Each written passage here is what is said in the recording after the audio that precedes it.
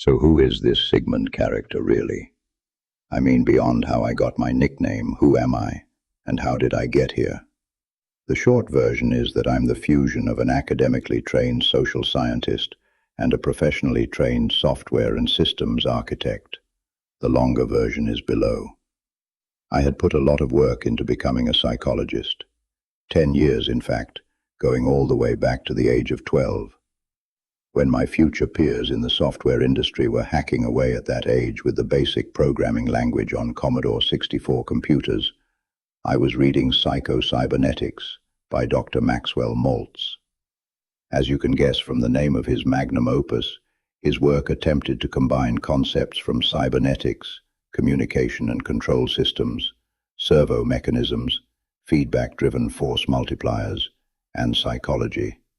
In short, it was a book about software, but I certainly didn't know that at the time. I'd never been obsessed with anything until I stumbled upon psychology. I'd had the usual desires to become the usual things when I grew up. Cop, 3 generations in my family, baseball player. I made it as far as Division III in college, etc. But nothing that captivated me.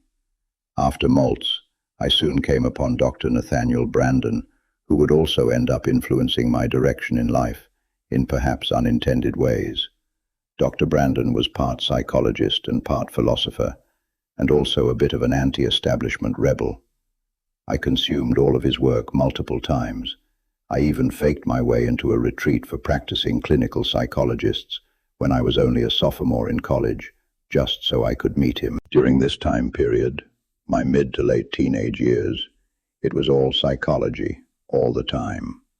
I got a job as a room assistant with a company that provided a kind of group therapy session, just so I could listen to all those cases. I read clinical notes and case studies.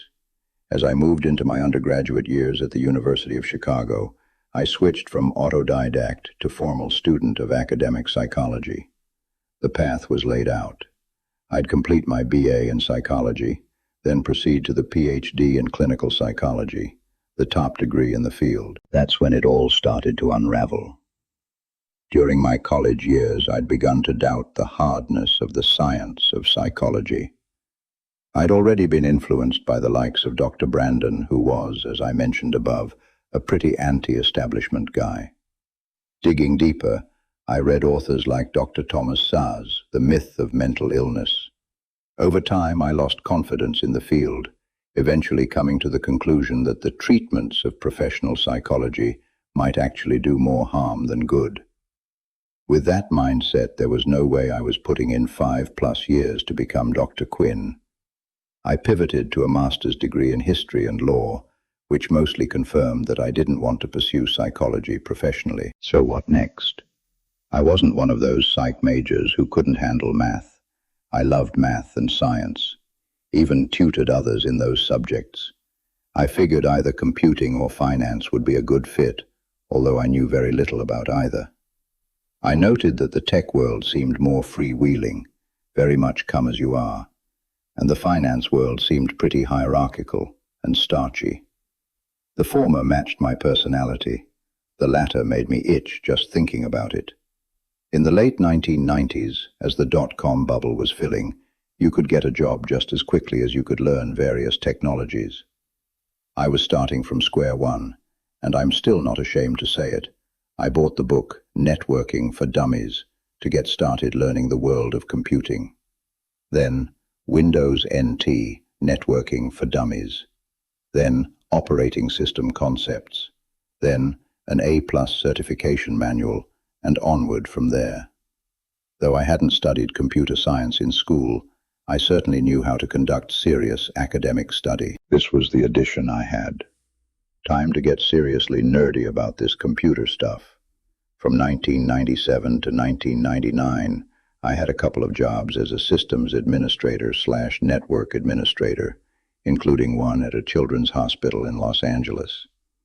All of this foundational network and systems experience would prove extremely useful when I discovered software development. Almost the instant that I saw the power you had at your fingertips as a software developer, I was hooked. Once again, I started at square one, HTML for Dummies, then a book about Delphi programming, then a series of Java books, and servlets, and JSP, and all the rest. It was just like my early psychology days again. I consumed everything I could about programming. I got my first job as a junior programmer analyst at a Los Angeles software company named Fresh Ground Software in 1999, the guys who gave me my nickname. The next year I got recruited by a big public software company, where me and a team of about 40 field engineers traveled the world, working on some of the biggest web applications around. The next year, I got big contract as the lead developer, heading up a team of mainframe/COBOL programmers building a web application for Sempra Energy, a huge utility conglomerate in Southern California. After a few years of being hardened by working so many talented mentors and co-workers, I was ready. Sigmund, the software social scientist, went out on his own and hasn't looked back since. I'm Sigmund, and thanks for listening.